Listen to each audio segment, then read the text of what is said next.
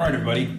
I want to kind of demonstrate something about perspective here that hopefully this helps. Okay, so I want you to see my camera, and the camera is actually down right here, so it's low end.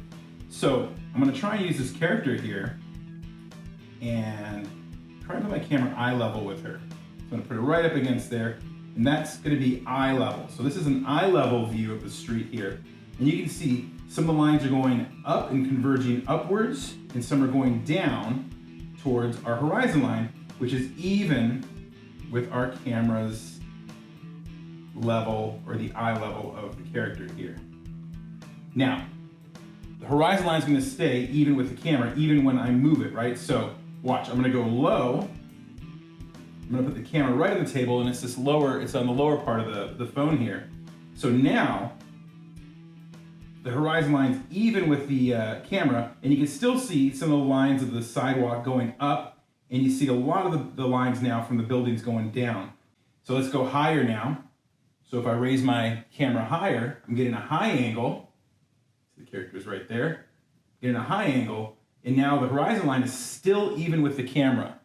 Okay, the horizon line moved to be even with the camera, and now you can see a lot of those lines kind of going up.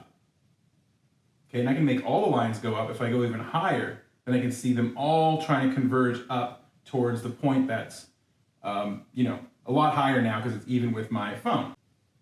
You can get it somewhere between. So now the tops of the roofs are going down towards the point because my camera lens is somewhere between the top of the roof and the second story, or the top of the second story there. Hopefully this helps you see that your horizon line is even with your camera or the viewer. It can be up high or down low. And this doesn't affect this isn't changed by the angle of the camera. So I could angle my camera down, and the horizon line is still even with my camera, even if I can't see it in the vanishing point. You can see all those lines wanting to converge somewhere off into the distance there, right, off my screen. So however you tilt the camera, it does not affect the level of the horizon line. Again, I could tilt it up. If I'm down, have the camera on the ground, it's still down low even with my screen. So I could compose my shot differently, right? I can have it in the middle of the frame, my horizon line somewhere there. I can tilt it up and get it towards the bottom of the frame, my horizon line of vanishing point. Or I could tilt it down, which I wouldn't see much at this angle. But let's try it. Let's try it here, where we're eye level with her. So if I'm eye level with her, I could tilt it down and put my horizon line higher in the frame, yet it's still even with the eye, right, of the camera or the viewer. I can still tilt it up, even though I'm even with her head, and I can move the horizon line. I can move it down lower in the frame, yet it's still even with her head. And same thing goes if I have a high angle.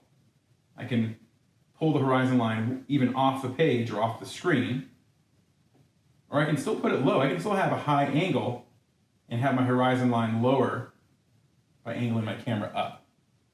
So the tilt of the camera will affect your placement on the screen, but always remember that your horizon line and vanishing point are even with the eye of the camera or your viewer, however you want to think about it, in perspective. All right, and that's the basics of 1-point perspective in the horizon line and the vanishing point.